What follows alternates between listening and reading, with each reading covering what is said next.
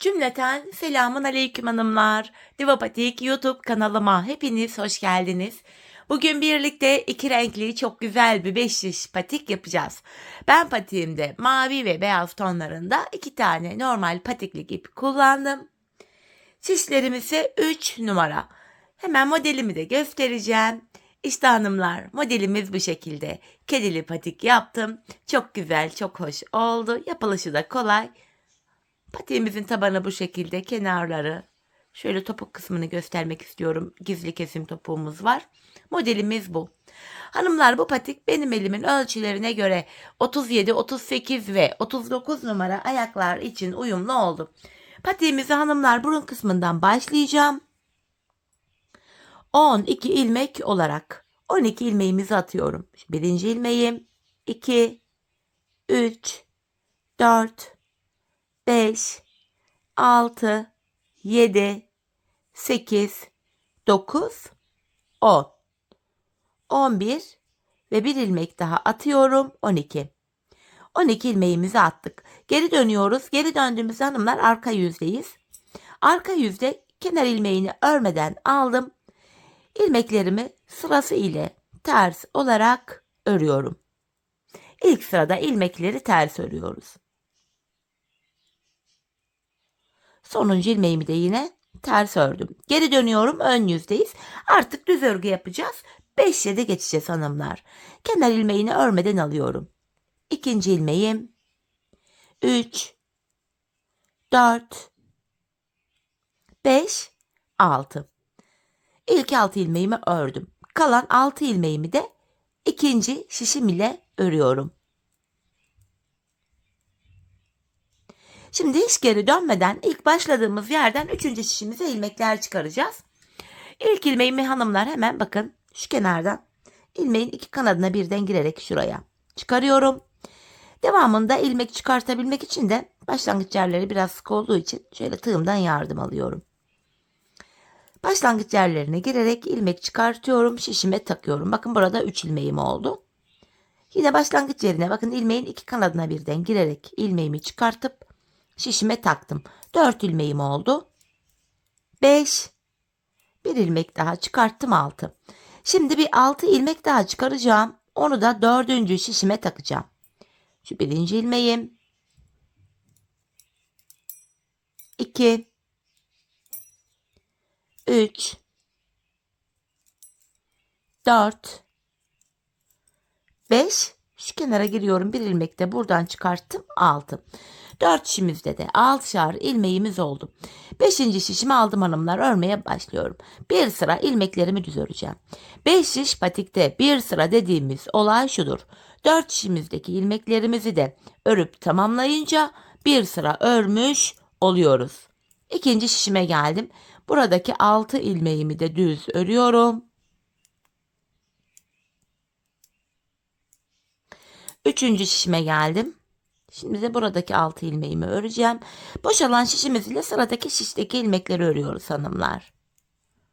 Ve 4. şişime geldim. Buradaki 6 ilmeğimi de örüyorum. Böylece bir sıra örmüş oluyoruz. Evet, başlangıç yerine geldik hanımlar. Bir sıra ördük. Şimdi artırma zamanı. Patik burnumuza şöyle baktığımızda artırma işlemini bu sağ ve sol kenardan yapıyoruz. Orta kısımdan, yani şuralardan artırma yapmıyoruz. İlk şişimdeyim hanımlar. Bakın kenarımız hemen şöyle sağ tarafta. Burada. Burada ilk 2 ilmeğimi öreceğim. 1, 2. Ardından ikinci ilmeğimin altındaki hemen şu ilmeğimin kenarına giriyorum. Hemen şuraya. Buradan aldığım ilmeğimi de düz ördüm. Kalan 4 ilmeğim düz örülüyor.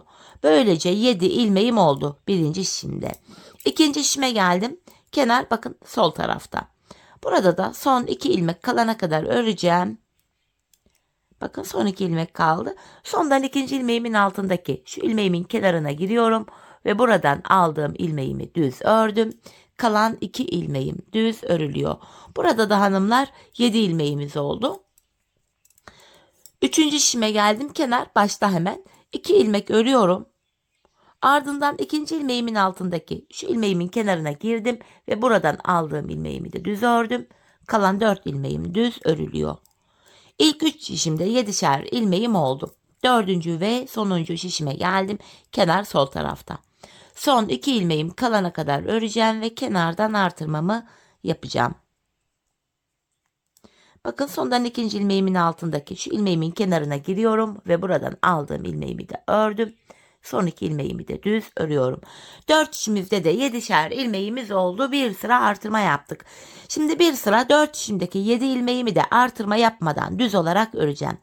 5 şiş patik burnunda bir sıra artırma yaparken bir diğer sırada artırma yapmadan ilmeklerimizi örüyoruz. Sebebi şu: her sıra artırma yaparsak şayet patik burnu bir anda açılma yapar ve hoş bir görüntü olmaz.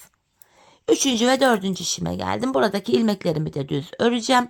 Bu düz ilmeklerimi örerken sizlere artırma işlemini kısaca tekrar etmek istiyorum. Artırma işlemini 1. ve 3. şişimizde ilk 2 ilmeği ördükten sonra yapıyoruz.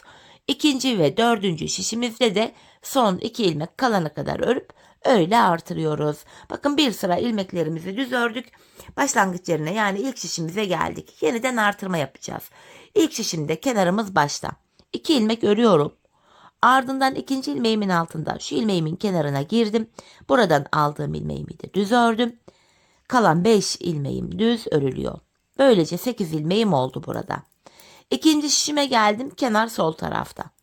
Son 2 ilmek kalana kadar öreceğim. Sondan 2. ilmeğimin altındaki şu ilmeğimin kenarına giriyorum ve buradan aldığım ilmeğimi de ördüm. Kalan 2 ilmeğim düz örülüyor. 3. şişimdeyim. Kenar başta. 2 ilmek örüyorum. Ardından 2. ilmeğimin altındaki şu ilmeğimin kenarına girdim ve buradan aldığım ilmeğimi de düz örüyorum. Kalan ilmeklerim düz örülüyor. İlk 3 şişimde 8'er ilmeğim oldu. 4. ve sonuncu şişime geldim hanımlar. Kenarımız burada da sol tarafta. Son 2 ilmeğim kalana kadar öreceğim. Artırmamı yapacağım. Bakın sondan 2. ilmeğimin altındaki şu ilmeğimin kenarına giriyorum ve buradan aldığım ilmeğimi düz ördüm. Kalan 2 ilmeğim düz örülüyor. 4 şişte de 8'er ilmeğimiz oldu. Bir sıra artırdık. Şimdi bir sıra 4 şişimizdeki 8 ilmeğimizi de düz öreceğiz. Sonraki sıra artıracağız. Düz öreceğiz, artıracağız. Bu şekilde patiğimizin burnunu tamamlayacağız. Hanımlar, ben bu patiğimde her bir şişimde 15'er ilmeğim olana kadar artırdım. Modelimi kurdum. Kedi desenimiz 6 ilmek ve katları üzerine kurulduğu için 4 şişimize 15'er ilmek yapınca toplam ilmek sayısı 60 oluyor. 60 ilmek de altının katı olduğu için kedimiz tam sığdı. Şöyle göstereyim. Şimdi hep birlikte artırmaları yapalım gelelim. Ardından birlikte modelimize başlayalım. Evet hanımlar, artırmalarımı yaptım geldim. Her bir şişimde 15'er ilmeğim var. Artırmadan sonra bir sıra düz örmedim. Hemen kedi desenimize başlayacağım. Kedi desenimiz hanımlar 12 sırada bir kuruluyor. Model 12 sıradan oluşuyor. 2 kere 12 sıradan oluşan modeli tekrar ediyoruz. Ardından modelin ilk sırasını yeniden örüyoruz. Hani onun sebebi de şu: burada en sonki kedilerimizin kulakları yarım kalmasın diye. Sonra model bitiyor. Şimdi hemen modele başlayalım hanımlar. Modelde 1. sıramız, beyaz ipimi ekleyeceğim. İlk 2 ilmeğimi beyaz ile örerek başlıyorum. 12 sıradan oluşan modelimizin ilk sırasındayız hanımlar. 2 ilmek beyaz örerek başladık. Hemen beyaz ipimin ucunu mavi ipime düğümlüyorum. Devamında şöyle yapıyoruz hanımlar. 2 beyaz ördük. 2 mavi. 2 beyaz. 2 mavi. Modelin ilk sırasında ilmekleri böyle örüyoruz. 2 beyaz. 2 mavi. 2 beyaz. 2 mavi. İkinci mavimi ikinci şişimden alarak örüyorum. Tekrardan 2 ilmek beyaz. Yanına 2 tane mavi. 2 tane beyaz. 2 ilmek mavi. Yeniden 2 tane beyaz ördüm. 2 tane mavimi örüyorum. 2 beyaz. 3. şişime geldim. 2 mavi diye devam edeceğim modele. Modelimizde ilk sırayı hanımlar 2 beyaz, 2 mavi şeklinde örüyoruz. 4 şişimizde örünce bir sıra tamamlanmış oluyor. 2 mavi, 2 beyaz öreceğim. 4. şişime geldim. 2. beyazımı buradan alarak örüyorum. Hemen yanına 2 mavi, 2 beyaz. Bu şekilde tamamlayacağız.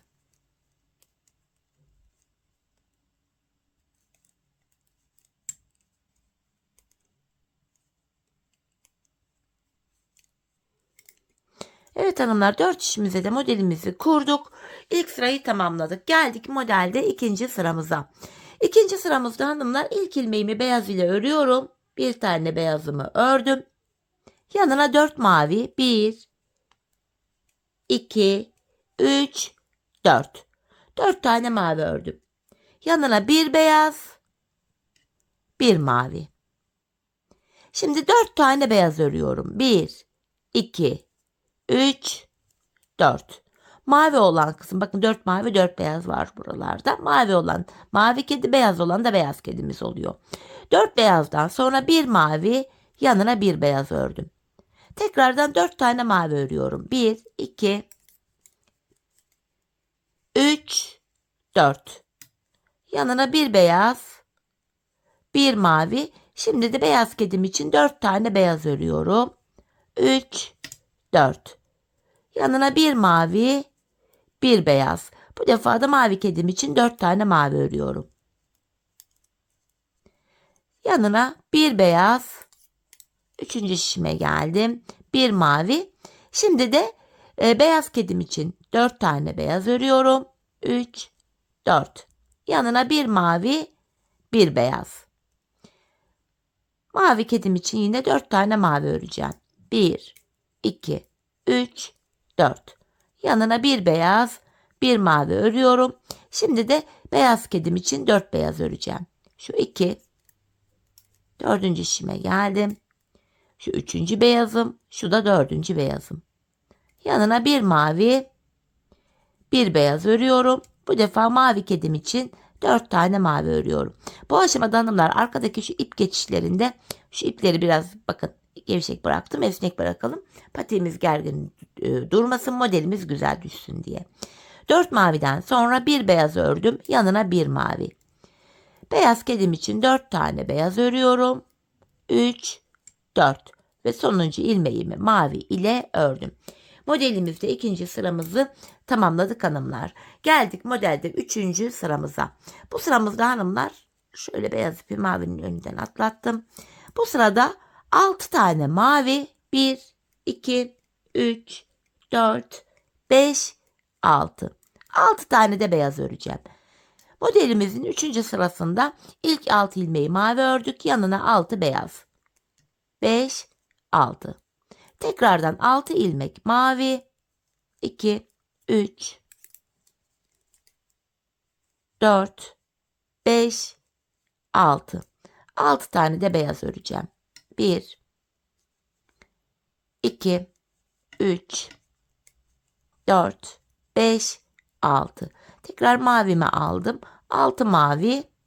3, 4, 5, 6. 6 tane de beyaz öreceğim. 3. şişimdeyim. 1, 2, 3, 4, 5, 6. Yeniden mavimi alıyorum. 6 tane mavi örüyorum. 3, 4, 5, 6. 6 tane de beyaz öreceğim. 6 mavi, 6 beyaz olacak şekilde modelimizin 3. sırasını örüyoruz. 4. şişime geldim hanımlar. Bu şekilde 6 tane beyazımı ördüm. 6 tane mavimi örüyorum şimdi de. 3, 4, 5, 6 ve son 6 ilmeğimi de beyaz ile örüyorum hanımlar. Böylece modelimizde 3. sıramızı da tamamladık. Geldik 4. sıramıza.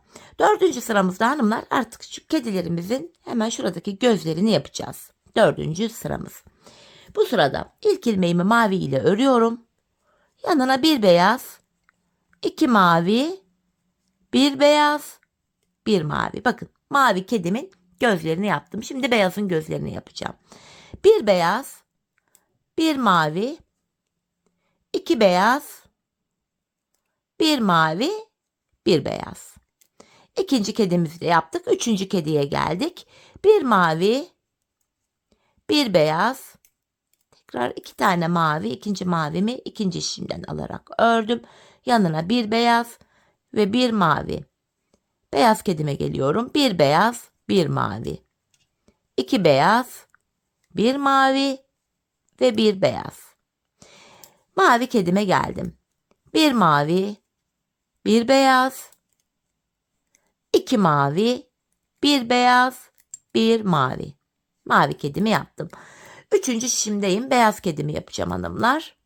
Bir beyaz, bir mavi, 2 beyaz, bir mavi, bir beyaz.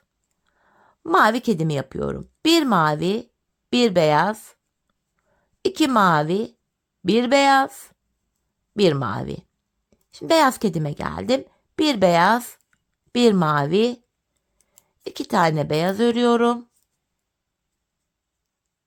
Bir tane mavi, yanına bir beyaz.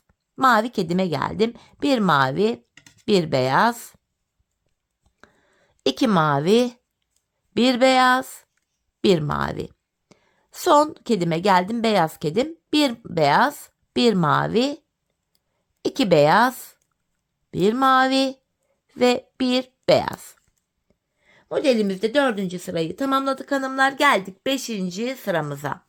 Bu sıramızda yine 6 mavi, 6 beyaz olacak şekilde ilmeklerimizi öreceğiz. Bakın buraya 6 tane mavimi ördüm. Yanına 6 tane beyaz örüyorum.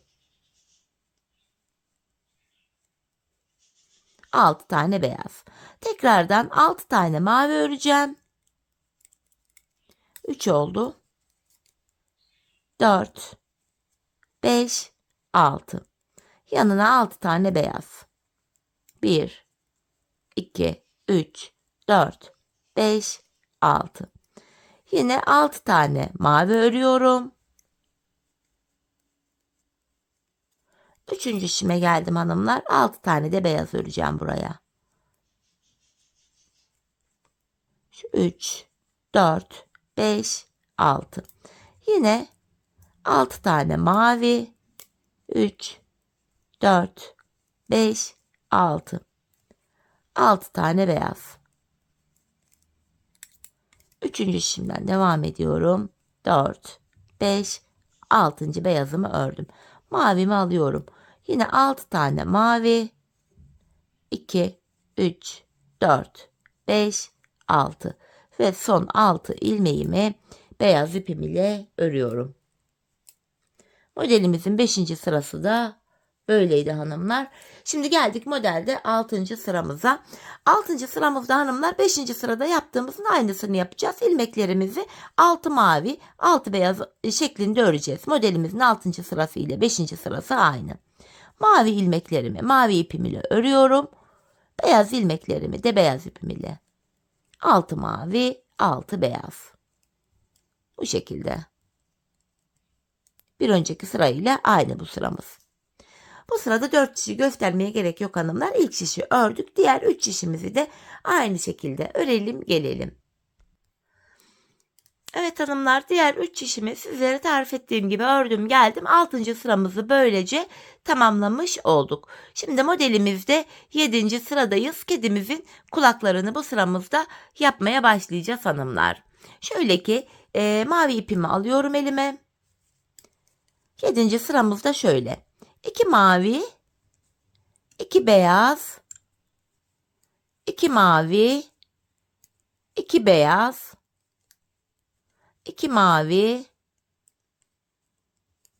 2 beyaz, 2 mavi, 2 beyaz olacak şekilde 7. sıra örülecek hanımlar. Şeklimiz bu. Diğer 3 şişimizi de 2 mavi, 2 beyaz olacak şekilde örelim. 7. sıramızı tamamlayalım. Evet hanımlar, diğer 3 şişimi de aynı şekilde ördüm geldim. Modelimizde şimdi 8. sıradayız. Bu sıramızda da yapacağımız işlem şu. Bir tane mavi örüyorum. Yanına 4 beyaz, 2, 3, 4 ve bir tane mavi. Bakın mavi kedimizin kulaklarını tamamladık. Sıra beyaz kedimizde. Bir beyaz, 4 mavi, bir beyaz. Beyaz kedimizi de tamamladık. Tekrar mavi kediye geldik. Bir mavi, 4 beyaz, 2 oldu. İkinci şişimden devam ediyorum. Şu üçüncü beyazım. Şu da 4. Yanına bir tane mavi örüyorum. Şimdi tekrar beyaz kedimize geldik. Bir beyaz, 4 mavi, bir beyaz. Mavi kediye geldik. Bir mavi, 4 beyaz. Şu 3, şu da 4. Yanına bir tane daha mavi ördüm.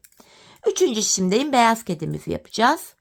Bir beyaz, 4 mavi, bir beyaz. Mavi kediye geldim. Bir mavi, 4 beyaz, 3, dördüncü beyazım, yanına bir mavi. Sırada beyaz kedim var hanımlar. Bir beyaz, 4 mavi, 2 oldu. Dördüncü şişime geldim. Şu üçüncü mavim, şu da 4. Yanına bir tane daha beyaz ördüm. Mavi kedime geldim. Bir mavi, 4 beyaz, bir mavi. Sonuncu kedime geldim, beyaz kedime. Bir beyaz, 4 mavi, bir beyaz. 8. sıramızı da böylece tamamladık. Şimdi geldik hanımlar modelimizde 9. sıramıza. Bu 9. sıramızda hanımlar hemen şöyle beyaz ipimi alıyorum. İlmeklerimizi ilk 6 ilmeğimi beyaz ipimle öreceğim. 6 beyaz, 4, 5, 6. Yanına 6 tane mavi. 1, 2, 3, 4, 5, 6. Tekrardan beyazımı alıyorum. 6 beyaz, 6 mavi olacak şekilde 9. sıramız örülüyor hanımlar. Bu şekilde. Diğer 3 şişimizi de 6 beyaz, 6 mavi olacak şekilde örüp gelelim. Evet hanımlar, diğer 3 şişimi ördüm geldim. Şimdi modelimizde 10. sıradayız. Bakın bir diğer kedileri de aralarda başlatmış olduk şunları. Tekrar bu 2. sıra kedilerimizin gözlerini yapacağız 10. sıramızda. Bu sıramızda şöyle beyazımı alıyorum elime.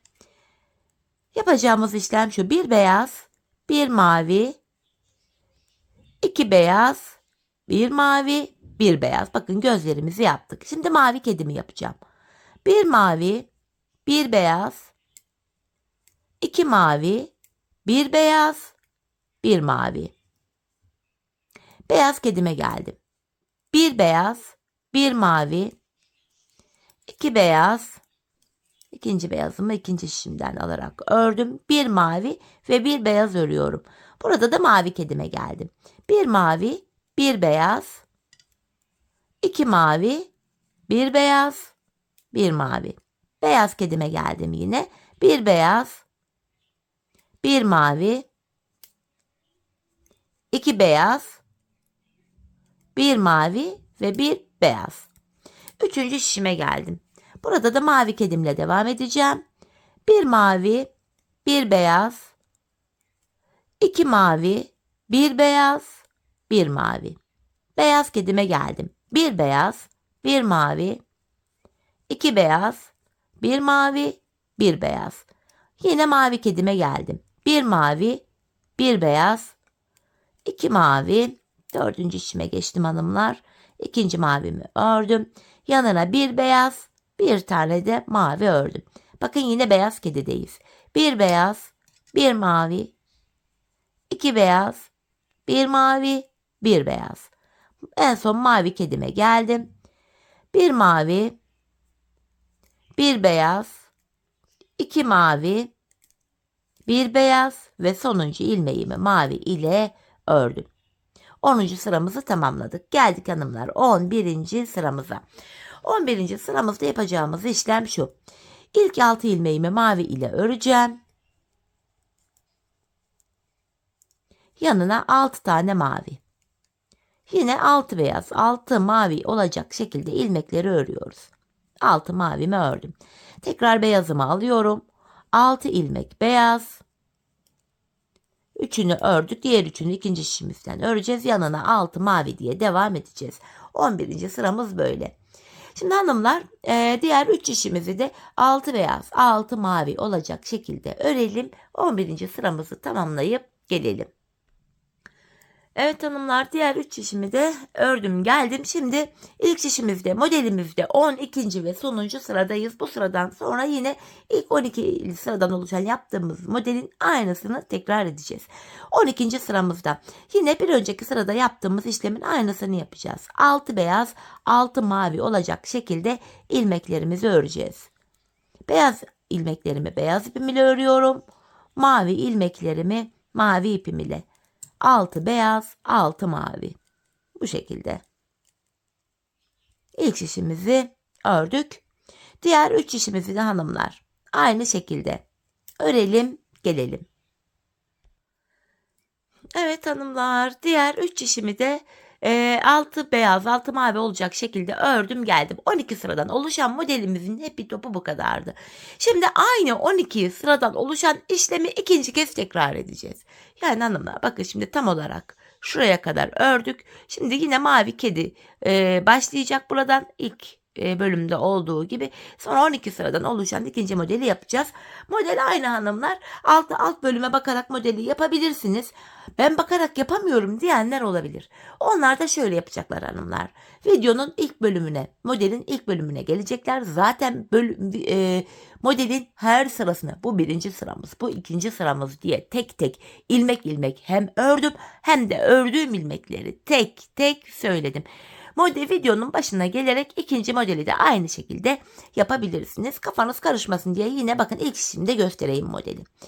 İlk modele başlarken şöyle yapmıştık. İlk 2 ilmeği beyaz ile örmüştük. Şöyle, şu birinci beyaz ilmeğim, şu 2. Yanına 2 mavi. 2 beyaz 2 mavi olacak şekilde modele başlamıştık. Modelimizin ilk sırası gibi düşünelim. Bakın 2 mavi 2 beyaz. 2 mavi 2 beyaz. Tekrardan 2 mavi 2 beyaz diye 4 işimizi tamamlayacağız. Sonra modelin ikinci sırasına geçeceğiz. Sonra 3, 4, 5, 6 derken 12 sırayı tamamlayacağız. İlk modelde olduğu gibi. 12 sıradan oluşan ikinci modelimizi de bitirdikten sonra hanımlar bakın şurada model bitiyor. Kedilerin kulakları yarım kalmasın diye üçüncü modeli başlar gibi başlayacaksınız ve modelin sadece birinci ve ikinci sırasını yapacaksınız. Böylece sonuncu kedilerimizin kulakları da tamamlanmış olacak. Model bu kadar örülecek. Şimdi hep birlikte modelimizi tamamlayalım gelelim. Yani 12 sıradan oluşan bir model daha yapalım. Ardından modelimizin ilk 2 sırasını yine örelim gelelim. Ardından birlikte bilek ayrımına geçeceğiz. Evet hanımlar, ben patiğimin ön bölümünü tamamladım geldim. Bu şekilde kedilerimiz bitti. Şimdi bilek ayrımı yapacağız, fakat bilek ayrımına ön hazırlık olsun diye ilmeklerimizin hepsini mavi ipimiz ile ana renk ipimiz ile düz olarak öreceğiz. Artık beyaz ip ile de işim kalmadı. Hanımlar bu aşamada bu beyaz ipimizi de kesip arkaya düğümleyebiliriz. Bu şekilde ilk işimdeki ilmeklerimi ördüm. Şimdi 4 şişimizdeki ilmeklerimizi de 2 sıra boyunca, yani 4 şişimizi bir kere mavi ipimizle öreceğiz. Ardından bir sıra daha öreceğiz. 2 sıra olacak. 2 sıra örelim gelelim. Evet hanımlar, ilmeklerimi 2 sıra ördüm geldim. Beyaz ipimi de kestim, arkaya düğümledim. Şimdi bilek ayrımını yapacağız. İlk şişimdeyim hanımlar. İlmeklerimi yine düz öreceğim. Son bir ilmeğim kalana kadar örüyorum.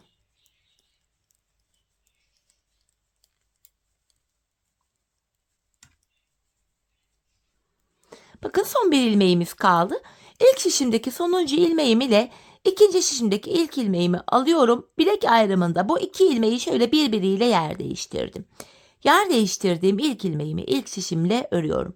Bilek ayrımında, yani burada ilmekleri yer değiştirerek örüyoruz. Sebebi şu: bu bilek ayrımı daha sıkı ve sağlam oluyor. Şimdi patiğimizin bu arka bölümüne geçtik hanımlar. Patiğimizin arka bölümünde ben bu kenarlara 7'şer ilmek haroşa ördüm.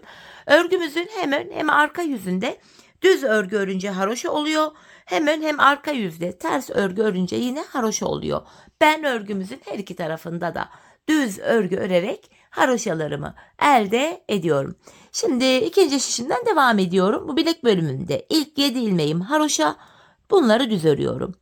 5 ilmek oldu. 6, 7 haroşamı düz ördüm. Diğer ilmeklerimi de şu anda ön yüzdeyim. Düz örmeye devam edeceğim. Artık patiğimizin arka bölümüne geçtik hanımlar. Bu aşamada ön yüzde düz, arka yüzde de ters örgü uygulaması yapacağız. Bilek ayrımına kadar öreceğiz. Ardından geri döneceğiz. Geri döndüğümüzde arka yüzde olacağımız için ilmekleri ters öreceğiz. Sadece bilek kenarındaki haroşa ilmeklerimiz haroşa olarak örülecek. Bir diğer şişime geldim. Yine buradaki ilmeklerimi de düz örmeye devam ediyorum.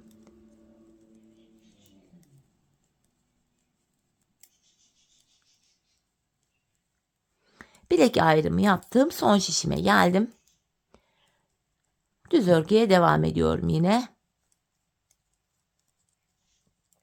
Son 7 ilmeğim hanımlar haroşa. Haroşalarımı zaten düz örüyorum. Hem arka yüzde düz örüyorum. Bakın sonuncu ilmeğimi de ördüm. Bilek ayrımına geldik. Geri dönüyoruz. Bilek ayrımına kadar öreceğiz. Geri döneceğiz. Öreceğiz. Geri döneceğiz hanımlar. Geri döndüm. Ben sonuncu ilmeklerimi ördüğüm için ilk ilmeğimi örmeden alıyorum. Bu ilk kenar ilmeğimle birlikte toplam 7 haroşa ilmeğimi düz örüyorum. 5, 6, 7 ilmeğimi ördüm. Bakın ön yüze bir diş haroşamız düştü. Diğer ilmeklerimi de şu anda arka yüzde olduğum için ters olarak öreceğim.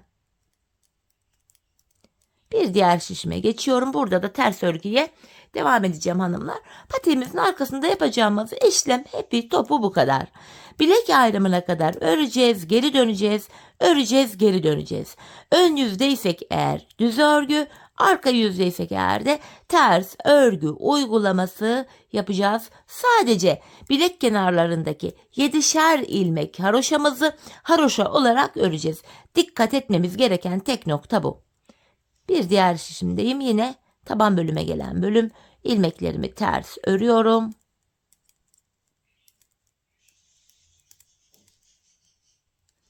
Son şişime geldim. Burada da ilmeklerimi yine ters öreceğim. Sadece son 7 haroşa ilmeğimi düz olarak öreceğim. Bakın son 7 ilmeğim kaldı. Bunlar haroşa. Haroşalarımı düz örüyorum. Bilek ayrımına geldik hanımlar. Bakın bilek ayrımına geldim, geri dönüyorum.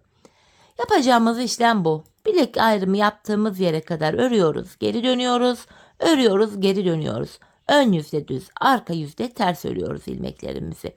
Şu anda ön yüzde olduğum için ilmeklerimi yine gördüğünüz gibi düz öreceğim hanımlar. Yapacağımız işlem bu. Şöyle baktığımızda bu bilek kenarlarında birer diş haroşamız oluştu bile. Hanımlar, ben bu patiğimin şu arka bölümüne toplamda 15 diş 15 sıra haroşa ördüm. Benim elimin ölçülerine göre tam oldu. Sizler bu aşamada patiğinizi ayağınıza ölçerek yapın. Yani patiğinizin arkasına bir miktar ördükten sonra ayağınıza giyin, bir deneyin hanımlar. Bakın, bu arka bölümünü topuğunuzun kenarına gelene kadar örmeniz gerekiyor.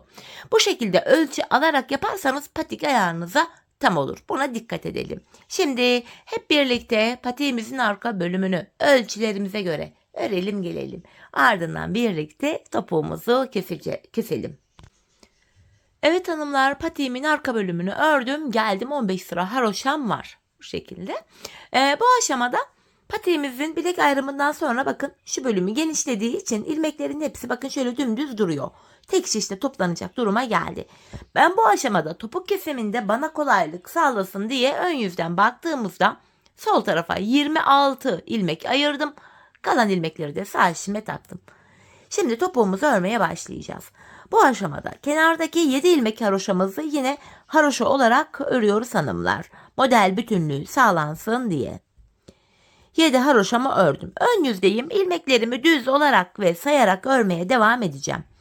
7 haroşamı örmüştüm. 8, 9, 10, 11, 12, 13, 14, 15, 16, 17, 18, 19, 20,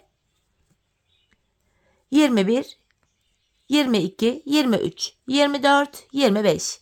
İlk 25 ilmeğimi normal düz olarak ördüm. 26. ilmeği örerken Şu öndeki 2 ilmeğin ikisini birlikte kesiyorum. 25 ilmek ördüm, 26. da kesimi yaptım. Zaten bu sol kenara da 26 ilmek ayırmıştık. Topuğumuz için orta kısma baktığımızda burada da 7 ilmek kaldı. Bu 7 ilmek her seferinde birer birer kesilecek, eksilecek, bitecek ve böylece topuğumuz oluşacak. Şimdi yapacağımız işlem şu. Kesimden sonra geri dönüyoruz hanımlar. Arka yüzdeyim. İlk kesim yaptığım ilmeği örmeden alıyorum. Diğer ilmeklerimi arka yüzde olduğum için ters olarak örüyorum. Sadece son 7 haroşa ilmeğimi düz öreceğim.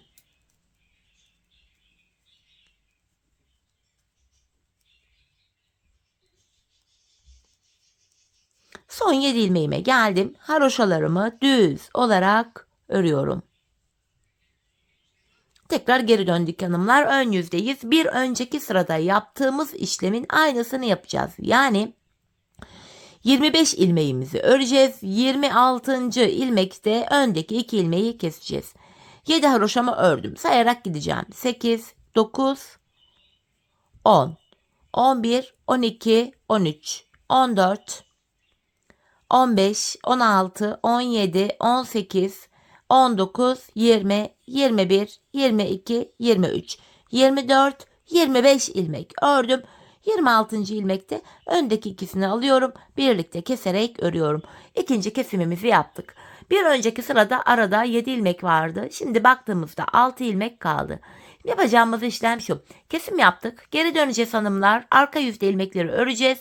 Ön yüzde yeniden 25 örüp 26. kesimi yapacağız. Biz bu kesme işlemine aradaki 6 ilmeğimiz bitene kadar devam edeceğiz. Şimdi hep birlikte patiğimizin topuğunu sizlere anlattığım gibi tamamlayalım gelelim. Evet hanımlar, aradaki 6 ilmeğin bitene kadar patiğimin topuğunu ördüm geldim. İlk başta sol tarafa 26 ilmek ayırmıştım. Kesimlerden sonra sağ şişimde de 26 ilmeğim kaldı. Yani her iki şişimizdeki ilmek sayıları da birbirine eşit. Bu aşamada patiğimizin düz tarafı içeride, ters tarafı da dışarıda olacak şekilde ikiye katlıyorum. Ben tığ ile kolay kesim yapabildiğim için elime tığımı aldım hanımlar. İlk kesimim şöyle. Benden taraftaki şişten bir ilmek, ikinciden de bir ilmek aldım. İkisini birlikte topluyorum. Diğer kesimlerimi de şöyle yapıyorum. Benden taraftaki şişten bir ilmek, ikinci şişten de yine bir ilmek alıyorum. İkinci şişten aldığım ilmeği ilk şişten aldığım ilmeğin içinden geçirdim. Tığımdaki 2 ilmeği topluyorum. Benden taraftaki şişten bir ilmek, ikinciden de bir ilmek alıyorum. İkinci ilmeği ilkinin içinden geçirip tığımdaki ilmeklerimi topluyorum. Karşılıklı olarak şişlerimizden birer tane ilmek alıyoruz ve ikinci şişimizden aldığımız ilmeği ilk şişten aldığımız ilmeğin içinden geçiriyoruz ve tığımızdaki ilmeklerimizi topluyoruz. Kesim işlemi bu şekilde gerçekleştiriliyor. Hanımlar, her iki patiğimizin topuğu da aynı yöne aynı şekilde kesiliyor. Şişlerdeki ilmek sayıları da eşit olduğu için kesim sonunda ilmeklerimiz de aynı anda bitiyor. Kesimimiz böyle yapılıyor. Şimdi kalan ilmeklerimizi de aynı şekilde kesip gelelim. Evet hanımlar, ilmeklerimi kestim. Şişlerimde son birer ilmeğim kaldı. Bu aşamada önce benden taraftaki ilmeğimi, sonra ikinci şişimdeki ilmeğimi tığıma aldım. Tığımda 3 ilmeğim var şu anda. Üçünü birden topluyorum. Buraya 2 tane zincir çekip ipimi kesiyorum. Hemen ipimizin ucunu gizleyelim, sonra topuğumuza bakalım. Şöyle arka ilmek aralarından geçirerek, şöyle sıkılayarak ipimizin ucunu gizliyorum. Bu şekilde bakalım topuğumuza hanımlar. Şöyle gördüğünüz gibi patiğimizin topuğu çok temiz, çok güzel oldu. Şöyle hanımlar, görüntü itibariyle de patiğimiz böyle. Hemen bir de manken ayağıma giydireyim. Patiğimizi bir de ayağımızda görelim. Gayet güzel, şık, hoş bir model oldu hanımlar. Gayet de kullanışlı. Yeni yapacak olan hanımlar da gayet kolay yapabilir. Çeyize de uygun. Evet, patiğimiz bakın şöyle güzelce giydireyim. Bu şekilde. Tabanımız, patiğimizin diğer kenarı. Şöyle topuğumuz. Arkası, ön görünüşü bu şekilde. Evet hanımlar, yine birlikte güzel bir modelin daha sonuna geldik. Umarım sizlere faydalı, hoş bir video olmuştur. Yeni modellerde, yeni videolarda buluşmak dileğiyle şimdilik hoşça kalın, sağlıcakla kalın.